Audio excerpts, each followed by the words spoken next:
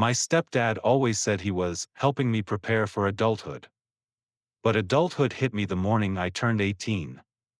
When I logged into the college savings account my mom had built for me since I was 5. And found $42.17. Not 42,000. $42. I thought it was a glitch. A banking error. A wrong account. Until I checked the withdrawal history. Someone had been draining it for years. In small amounts, at odd hours, with notes like investment transfer, emergency, long-term growth opportunity. Every withdrawal had one thing in common. My stepdad's username. When I confronted him, he didn't panic. He didn't apologize. He didn't even flinch. He just smirked and said, "College isn't for everyone. You'll thank me someday." Then, 2 weeks later, I found out he'd taken out loans in my name too. Destroying my credit before I ever had a chance. That was the day I left home. What he didn't know was that he hadn't stolen my future. He'd given me a reason to build one. Years later, broke and desperate, he applied to rent an apartment. In a building I owned. And the day he walked into the office, pen in hand, ready to sign the lease, he finally realized who he had been lying to all along. Me. Most people remember their childhood by holidays, vacations, school years. I remember mine by bank envelopes. Every month, Mom would open one at the kitchen table, carefully, quietly, like it was something sacred. Inside was the deposit receipt for my college fund. $20. 50. Sometimes 100 if she'd worked overtime. "It's small now," she always said, "but it'll grow with you." I believed her. I believed everything she said. But my stepdad, Rick? He believed in shortcuts. And the shortcut he chose was marrying my mom and stepping into a ready-made father role he never earned. Rick was the kind of man who measured success by how loudly he talked about it. He wore expensive sunglasses from flea markets, bragged about business deals that never happened, and called himself financially savvy because he watched YouTube videos at 2 a.m. Mom adored him at first. He was charming enough, helpful around the house, and always talked about planning for the future. He offered to manage the college fund like it was an investment portfolio. "I know how to grow money," he'd say with a wink. "You want him to have the best start in life, don't you?" Mom agreed. Because she loved him. And because she wanted to believe he loved me too. He didn't. But I didn't know that yet. The first crack appeared when I was 13. Rick sat me down with a fake serious expression and said, "College isn't everything, kid. You don't want to get stuck with debt. Maybe trade school is better. Or just start working early. Real men hustle." At the time, I shrugged it off. Kids don't understand long-term sabotage. But looking back, that wasn't advice. That was foreshadowing. The second crack came at 16, when Mom mentioned taking out a small loan for a car so I could commute to school. Rick insisted. "Why waste money on a car when we're saving for college? Let's stay focused." Focused. He loved that word. But the biggest crack came at 17. I overheard him telling a friend on the phone. Yeah, I got access to the kids' fund. His mom trusts me completely." The friend laughed. Rick laughed louder. When he saw me listening, he ended the call and said, "Don't eavesdrop. It's rude. No apology. No explanation. Just a warning disguised as a lesson." By the time I turned 18, the truth was already taking shape. I just didn't see the full picture yet. On my birthday morning, Mom made pancakes and told me she was proud. Rick gave me a firm handshake like he was promoting me at a corporate job. "Man of the house now," he said. But all I wanted was to see the number I'd been dreaming about since I was little, The college fund I'd watched Mom build with sleepless nights and overtime shifts. I typed in the login. Entered the password. Hit View Balance. $42.17. At first I thought it was missing zeros. I refreshed the page. Nothing. Then I clicked the History tab. My stomach turned to ice. Withdrawals, dozens of them. Always a little at a time. Always under Rick's access. And each note more ridiculous than the last. Opportunity. Adjustment. Reallocation. Mom walked in, smiling. Did you check it? You excited? I couldn't speak. Rick followed behind her, smirking like a man who knew exactly what I'd just seen. That was the moment childhood ended. That was the moment revenge began. For a long moment, none of us spoke. Mom kept smiling like the world was still intact. Rick folded his arms, leaning against the doorway as if he were watching a TV show instead of detonating my future. Finally, I said it. Where's the money? Mom's smile slipped. What do you mean? She asked softly. I turned the screen toward her. She stopped breathing. The color drained from her face as she scrolled through the withdrawals. Her hands shook, she didn't understand what she was seeing. But Rick? He didn't even blink. Mom looked up, voice cracking. Rick, what is this? He shrugged. Normal investment activity. Investment? I snapped. There's $42 left. He sighed, annoyed. Relax. It fluctuates. Fluctuates? I repeated. You took the money. All of it. He raised his chin, offended. I managed that fund for years. If it's low, it's because the market crashed. Then why are all the withdrawals labeled like you took them? I asked. Before Mom could process that, Rick grabbed the laptop and slammed it shut. That's enough, he barked. It's his first day as an adult, and you're stressing him out. Let it go. Let it go. He really thought he could gaslight his way out of this. But Mom had already seen the damage. She stood up slowly, protective instinct finally kicking in. Rick, show us the records. Show us where the money went. He laughed, actually laughed. Oh please. You wouldn't understand even if I did. Mom stepped back as though he'd slapped her.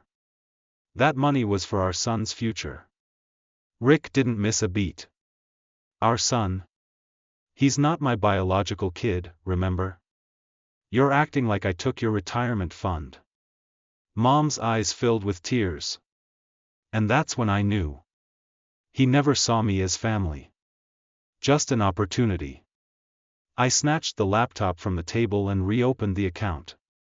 This time, I looked deeper, not at the balance, but at the attached documents. And there they were. Copies of withdrawal forms. With signatures that looked a lot like mine. Except I'd never signed a single one. Mom, I whispered, turning the screen toward her. These forms are forged. She covered her mouth.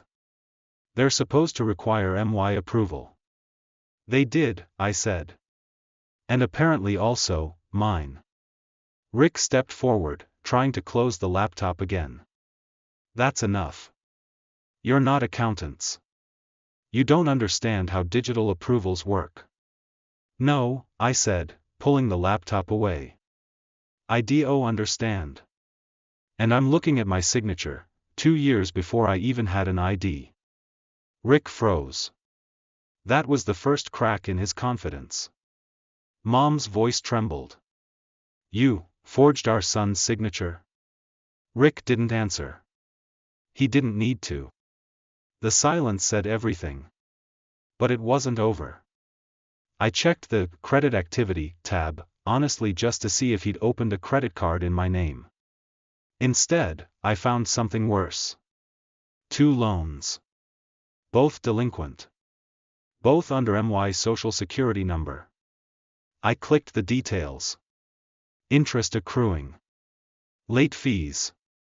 Collections notices. My chest tightened. You ruined my credit, I whispered. Rick scoffed. It's not ruined. Just a little messy. You can fix it. You took loans in my name, I said, voice shaking now. Loans I never saw. Loans I never signed for. Mom turned toward him, horrified. Rick! Tell me you didn't do this. He threw his hands up. All right. Fine. I took some money. I opened a couple things. You both depended on me for everything, and I needed breathing room. I was trying to build something for this family. There was nothing left to build with, I said quietly. You drained everything. He pointed at me aggressively. You would have wasted the money anyway. You're not college material. I saved you from failing. That was it. That was the moment he told me who he truly was. Not a father. Not a provider. Not a protector. A thief wearing a family man's skin. I stood up. I'm done. Mom reached for my arm. Where are you going? Away from him, I said. And you should come too. Rick stepped between us. You're going nowhere. As long as you live in this house, you live by MY rules. I looked him dead in the eyes. I won't be living here anymore.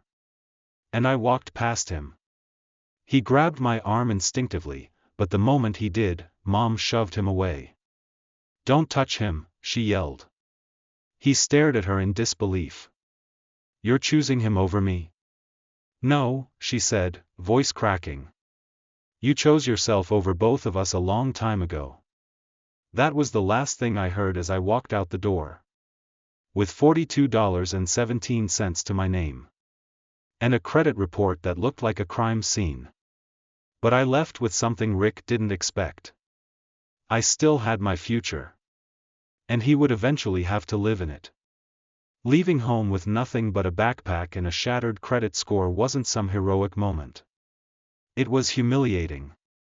I spent my 18th birthday on a bus bench outside a 24-hour diner, staring at the account balance on my phone. $42.17. That was my entire net worth.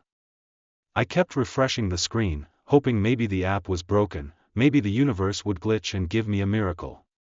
But the numbers stayed the same. Cold. Unforgiving. Just like Rick. I spent the first few nights bouncing between friends' couches. I told them I needed space, but not the real reason.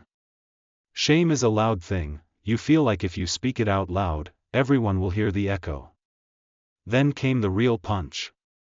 I applied for a small student loan, and got rejected instantly. The letter arrived in bold red text.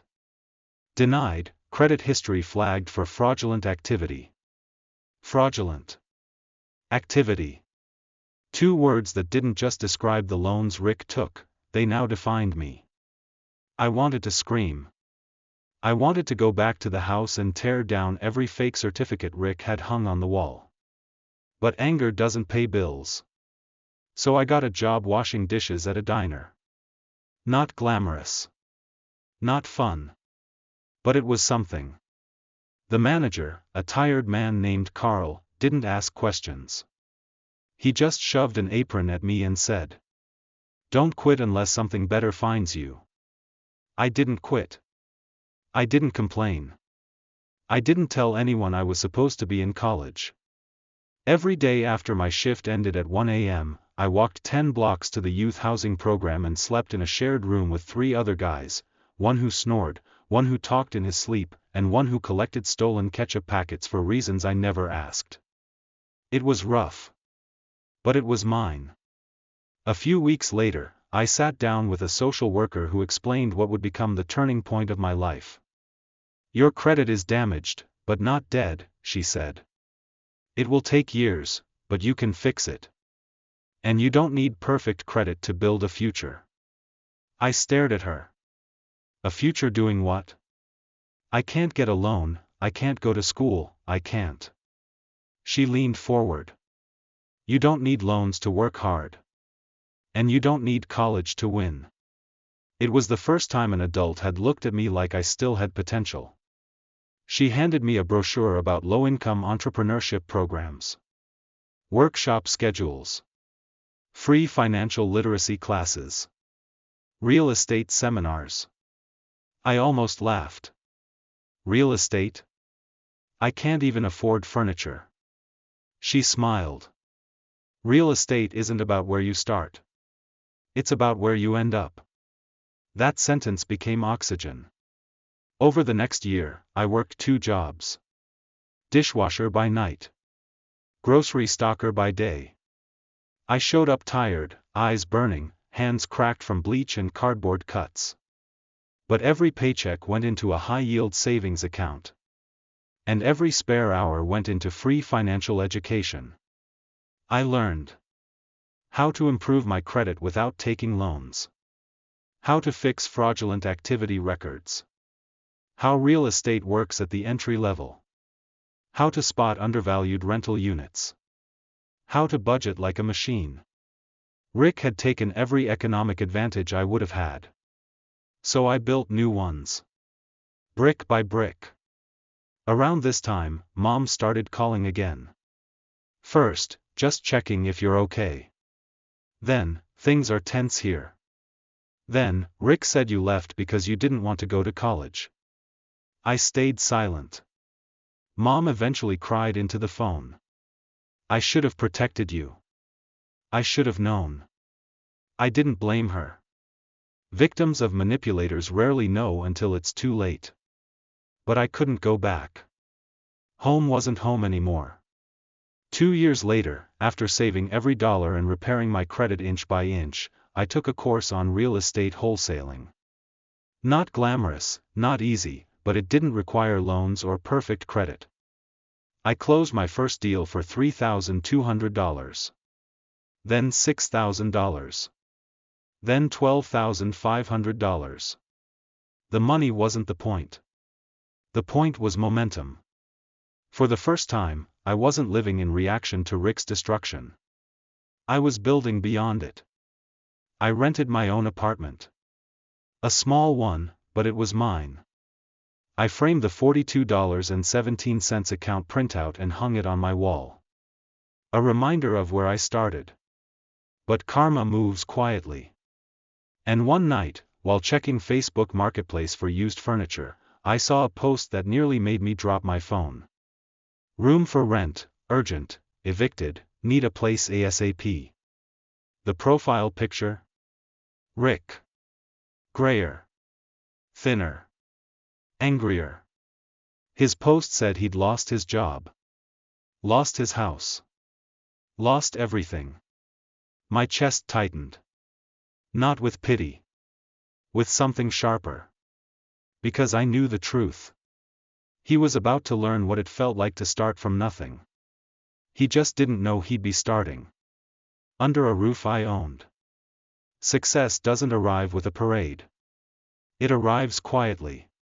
With spreadsheets, missed lunches, and nights where you don't sleep because your brain is on fire with possibility. That's how the next 4 years felt. Every dollar I earned went into my real estate portfolio. No vacations.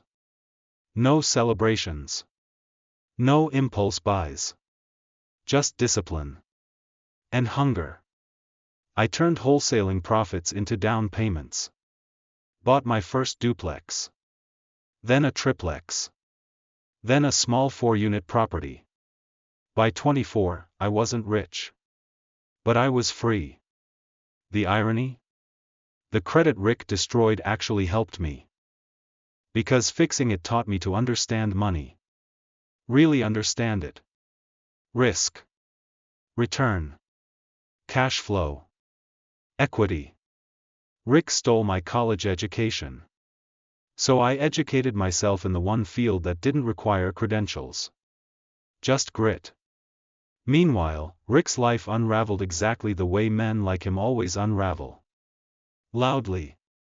Then suddenly, Mom called me one night, her voice small. He got laid off, she said softly. His company downsized. Downsized. Sure. Rick was the human version of a bounced check. His arrogance probably got him fired long before the layoffs. A few months later, another call. He's behind on the mortgage. The bank is sending notices. I don't know what to do. What she didn't say, but what I heard loud and clear, was, I didn't know he was capable of ruining this much. It wasn't my job to fix it. So I didn't. I still loved my mom, but I had learned the hard way. You cannot save someone who refuses to admit they set the fire. One afternoon, while signing rental agreements at my newly purchased 12-unit building, I saw something on a folded flyer at the corner of my desk. A property manager had printed a list of applicants who'd been denied last month. And there it was. His name. Rick Mason, rejected, income not verified/eviction history. I stared at it for a long time. In a twisted way, it felt poetic. He had blocked my future with stolen money. And now his future was blocked by unpaid rent he refused to take responsibility for. Karma wasn't subtle. Not anymore. My mom moved into a small rental after the bank took the house. She asked me if I could help Rick find a place. I told her the truth. I won't see him homeless. But I won't save him from consequences either. She nodded slowly. I could tell she didn't fully agree. But she didn't defend him anymore. That was enough. A month later, I expanded again, this time buying an older, unrenovated apartment building at a foreclosure auction. It needed work. But it was cheap. And I was hungry enough to take risks. My property manager, a straight-shooting woman named Valerie, handled the leasing. When we finished 2 units, she told me, I'll start taking applications. Good, I said. Priority to long-term renters, people who've had it rough. I remember what that felt like. She nodded. You're one of the good ones. Landlords like you are rare. I didn't feel noble. I just remembered being 18 with $42.17. Maybe this was my way of rewriting that story. 3 weeks later, I was in the building reviewing renovations when Valerie approached me with a clipboard. Got another applicant for Unit 3C, she said. Kind of urgent. Needs a place ASAP. I scanned the application casually. Name, employment history, credit score, background check. Then I froze. Not because the credit score was low. But because the name was familiar. Too familiar. Rick Mason, I whispered. Valerie didn't notice my expression yet. He's persistent. Came in person twice. Honestly, he looks desperate. A strange mix of emotions hit me all at once. Anger. Vindication. Old wounds. Dark humor. But one feeling stood above all of them. Opportunity. Does he know who owns the building? I asked. No, she said. He thinks it's some investment firm. You want me to decline him? I stared at the paperwork. His shaky handwriting. His crossed-out employment history. His plea in the comments section. Just need a fresh start. Fresh start. He had stolen mine without a second thought. No, I said finally. Book him. I want to meet him myself. Valerie glanced at me. You sure? Yes, I said calmly. I want him to sign the lease in person. She shrugged. Okay. I'll call him in at the end of the week. She walked away. I stood there alone in the hall of the building I owned. A building filled with people working hard for a second chance. And soon, one tenant who never believed consequences existed. The boy he stole from was gone. The man he created in the process? He was about to hand Rick the keys to his new apartment. And watch him realize who owned the lock. Rick arrived early. Not by a few minutes, by nearly half an hour. People only show up that early when they're desperate or terrified. Through the building's glass door, I saw him pacing outside with a worn duffel bag and the same cheap leather jacket he used to brag about when I was a kid. He looked smaller. Thinner. Like life had spent the last few years sanding him down. Valerie popped her head into my office. He's here. Should I bring him in? No, I said. Let him wait a bit. She gave me a knowing look. Understood. For the next 10 minutes, Rick lingered outside the reception area. He checked his reflection in the window. Practiced a hopeful smile. Pulled out a stack of crumpled papers, probably references, then tucked them back in. He had no idea. He thought he was here for a second chance. Not a reckoning. Finally, I nodded to Valerie. Bring him. She opened the door. Mr. Mason? The owner is ready to meet you. Rick stepped inside slowly, like he was entering a courtroom. His hands shook slightly. Life had humbled him, fear was the only thing he wore well. But when he rounded the corner and saw me sitting behind the desk, he froze. It was like watching a man step into traffic and realize too late that the headlights were pointed at him. His mouth fell open. Adam? My name came out like a ghost he wasn't ready to see. I didn't stand. Didn't smile. Didn't soften. Rick, I said calmly. Have a seat.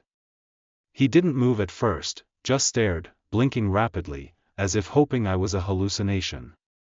Finally, he stumbled into the chair. I didn't know you owned this place. You didn't ask, I said. Just like he never asked before stealing my fund. Before ruining my credit. Before signing my name on forged documents. His eyes darted to Valerie, then back to me. I can explain. No need, I replied. We're here to discuss the lease. He swallowed hard. Do you even want me living here? That depends, I said, leaning forward slightly. Can you follow rules?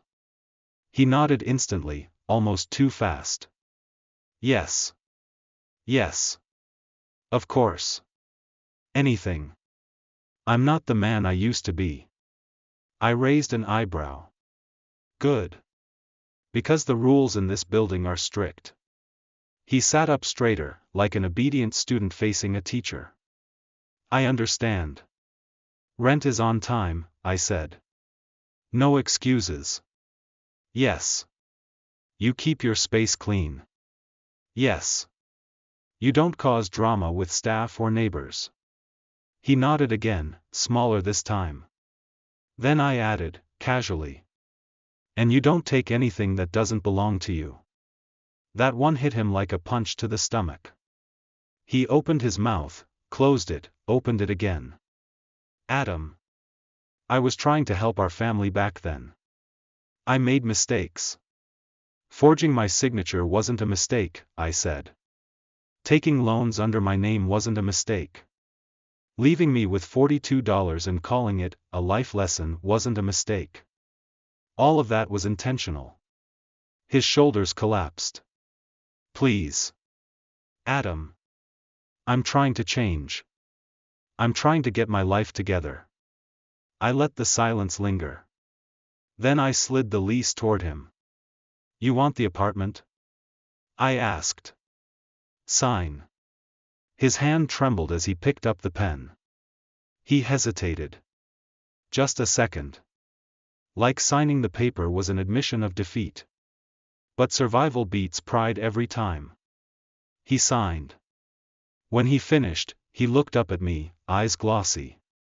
Thank you, he whispered. You don't know how badly I needed this. Oh, I said quietly, I do. And I did. Better than he ever realized. He stood, shaky but relieved. Valerie escorted him toward the door, and for just a moment, he paused in the hallway and turned back. Adam. I mean it. I'm sorry. I stared at him, really stared. Not at the broken man he was now. But at the man he used to be. The man who robbed a child of a future and walked away feeling proud. I gave him the truth. I'm not doing this for you, Rick. Confusion flickered across his face. I'm doing this because I didn't get a fresh start when I needed one. So I built one. Brick by brick. Door by door. I stepped closer. And now? Now you live under one of those doors. He swallowed, ashamed. Just don't make me regret giving you a clean slate, I finished. He nodded silently and left. The moment the door closed, Valerie exhaled. Wow, she whispered. You really gave him a chance? I shook my head. No, I said softly. I gave him a choice. And deep down, I already knew. He wouldn't choose well. Not a man like him. Not ever. For the first 2 weeks, Rick behaved like a model tenant. Paid his first month's rent early. Kept his unit clean. Said hello to the neighbors. If you didn't know him, you'd think he was the sweetest man alive. But I did know him. And I knew exactly what was coming. Men like Rick don't transform. They perform. Until they think they're safe. And then the mask slips. His first slip came on a Tuesday. Valerie knocked on my office door. Hey, your tenant in 3C called 3 times today. Let me guess, I said. Rick? She sighed. Yeah. Says his sink is clogged. But maintenance checked, nothing wrong with it. He just wanted someone to talk to. I nodded. Classic Rick. Pretend helplessness to lure sympathy. What did he say? I asked. That he's adjusting. That life has been hard. That he hopes the owner isn't judging him. I raised an eyebrow. He mentioned me? She nodded. He asked if you ever stop by the building. And then he said, we go way back. I exhaled slowly. That wasn't a tenant talking. That was a manipulator testing boundaries. Tell maintenance not to respond unless it's a real emergency, I said. No special treatment. Valerie smirked. Got it. 1 week later, slip number 2.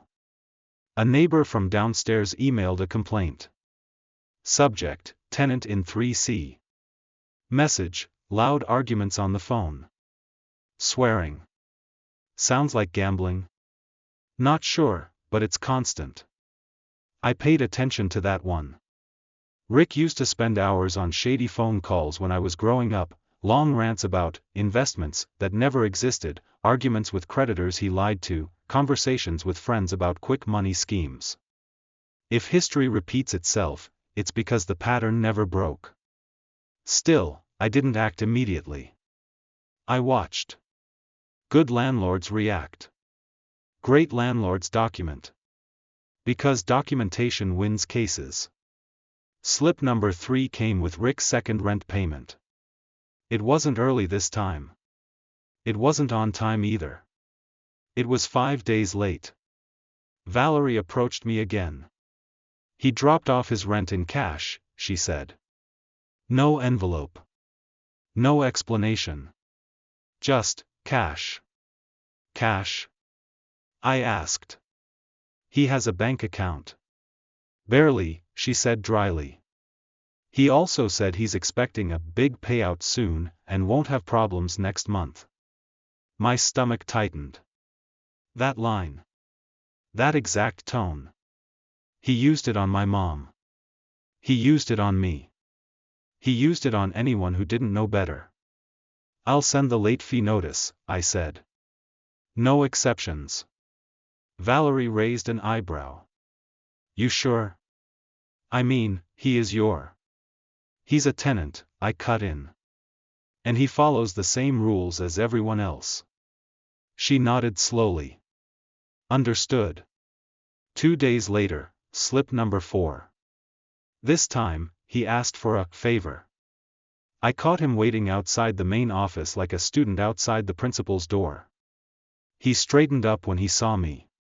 Adam, he said, voice soft, can we talk for a second? I kept my distance. What do you need, Rick? He shuffled nervously.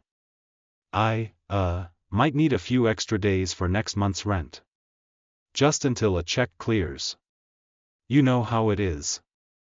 No, I said evenly, I don't know how it is. Rent is due on the 1st. He blinked. You're seriously going to nickel and dime me? After everything? After I practically raised you? There it was.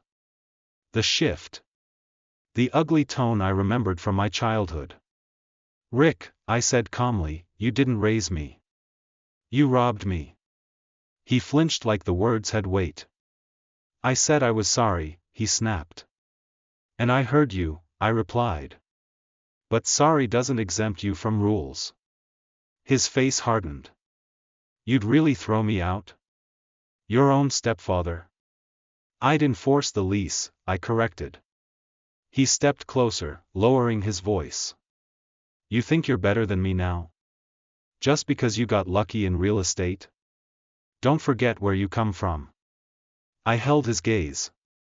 I remember exactly where I come from. That's why I won't let you drag me back.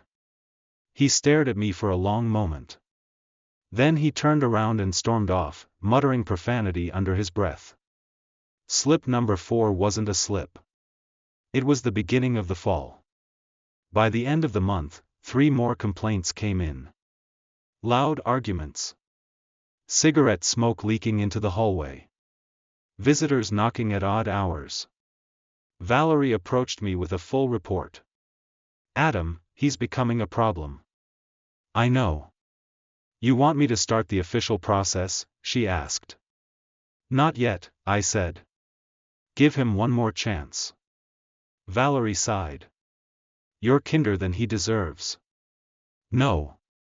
Kind wasn't the word. Prepared was the word.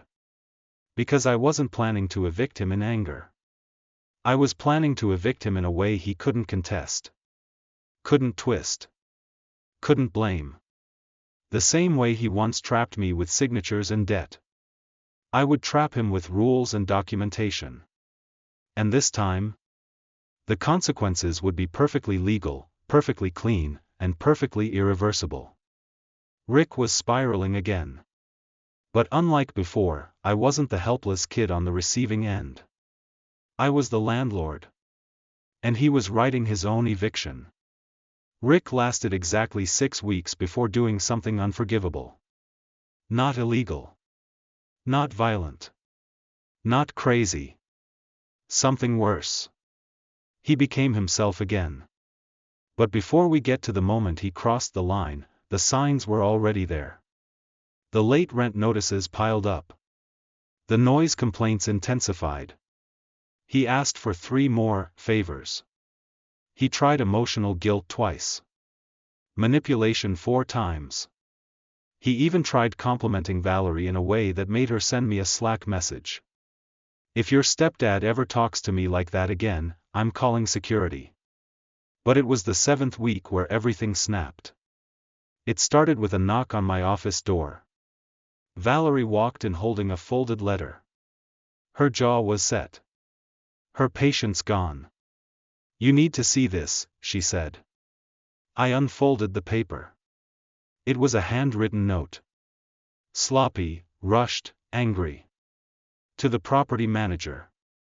I know the owner is my stepson. I know he's making your life miserable. He's taking things out on me because he's bitter. Please talk to him. I deserve more time on rent. I deserve respect in this building. He owes me. Rick Mason, Unit 3C. Every line was a lie. Every sentence was manipulation. But the last 3 words? He owes me. Something inside me went cold. Not angry. Not hurt. Just cold. Valerie exhaled sharply. Adam, I am done with him. This is insane. He gave this to you? I asked. He slipped it under my office door at 6 a.m., she said. And then had the nerve to check in 15 minutes later to see if I'd read it. I folded the letter. What did you tell him? That I'd escalate it to the owner. She smirked. And here you are. Later that afternoon, I decided to check on Unit 3C myself. Part of me hoped the apartment would be clean, quiet, normal. It wasn't. The smell of stale cigarettes leaked into the hallway before I even opened the door. When I knocked, Rick yelled. It's open. I stepped inside. The carpet was stained. The kitchen counter was cluttered. Half the blinds were broken. And the sink issue he kept complaining about was just dishes. He turned around and froze. Oh, he said flatly. It's you. It's me, I replied. He reached for a cigarette, then hesitated. Is smoking allowed? He asked, pretending he cared. No, I said. You signed the lease. Rick scoffed. You and your rules. You think owning a building makes you a king? No, I said, scanning the mess. It makes me responsible. He rolled his eyes. Oh please. Don't start the moral lecture. You wrote Valerie a letter. So, he shrugged. You lied in it. I told the truth, he snapped. You are bitter. You are taking this out on me. This whole landlord thing is just a power trip. I stared at him. Slowly. Silently. He flinched under the look. Then he made the mistake, the final mistake, that ended everything. He stepped closer, pointed a finger at my chest, and said. It's my fault your life sucked? Really? You should be thanking me. If I hadn't pushed you, you'd still be a loser. Everything you have now? That's because of me. Silence. Pure, heavy silence. Even Rick seemed to realize. Just a second too late. That he'd stepped off a cliff. I nodded once. Okay. Okay, he repeated, confused. Okay, I said calmly. You've made my decision easy. He blinked. What decision? I didn't answer. I walked through the apartment, documenting everything. Lease violations. Damage. Complaints.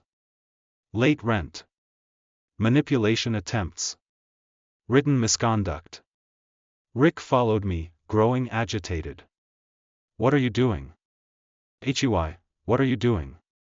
I ignored him. You can't evict me, he shouted. I'm family. I paused at the door. No, I said softly. You stopped being family when you stole my future. He stepped back, panicked.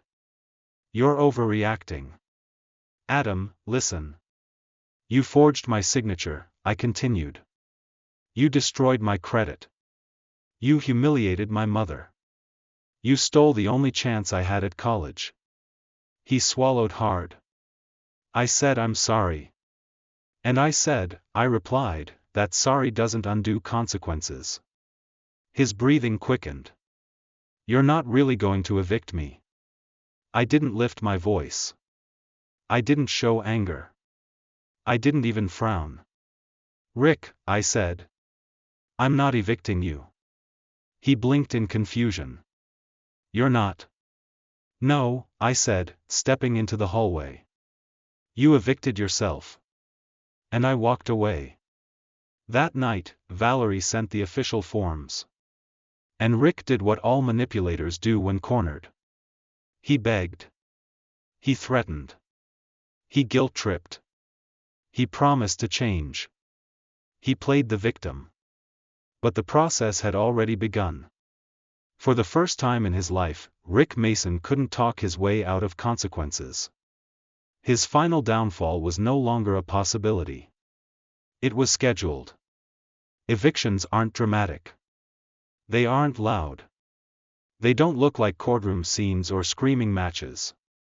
They look like paperwork. Cold, quiet paperwork. And when the final date arrived, Rick wasn't charging at my office demanding justice or second chances. He was sitting on the curb outside the building, holding a cardboard box with the same defeated slump he used to mock other people for. His clothes wrinkled. His face sunken. His pride gone. When I stepped out of the car, he didn't stand. He didn't yell. He didn't blame. He just looked up at me with exhausted, hollow eyes. "Adam," he croaked, "you really did it." I didn't answer right away. I let the weight of the moment settle. "Rick," I said quietly, "you did it." He winced, as if the truth physically hurt. "I didn't think you'd go through with it," he whispered. "You're better than me. Kinder. I thought you'd spare me." "I did spare you," I said. "For longer than you deserved." He looked down at his hands. "What am I supposed to do now? Where am I supposed to go?" For a moment, something inside me softened, not pity, not forgiveness. Just recognition. This was the man who once had everything. A family who trusted him. A home he lived in for free. A future handed to him by my mother.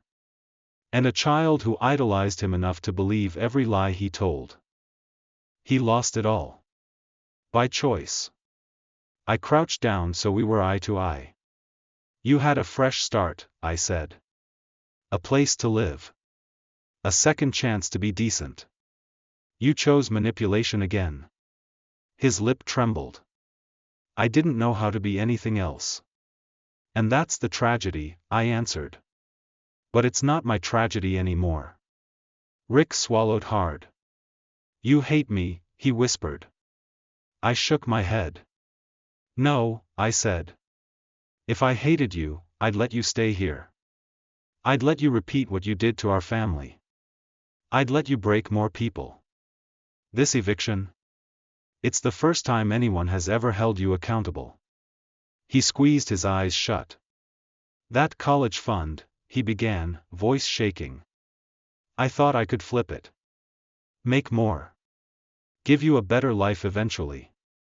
Things just spiraled." "No," I said firmly. "You didn't take my fund because you wanted to help me. You took it because you thought you deserved it more than I did." His silence confirmed everything. Valerie approached with the final document. "Mr. Mason," she said gently, "here's your notice of property surrender. Please sign at the bottom." Rick stared at it, then at me. "You're really making me homeless." "No," I corrected. "I'm making you responsible." He signed. Slow strokes.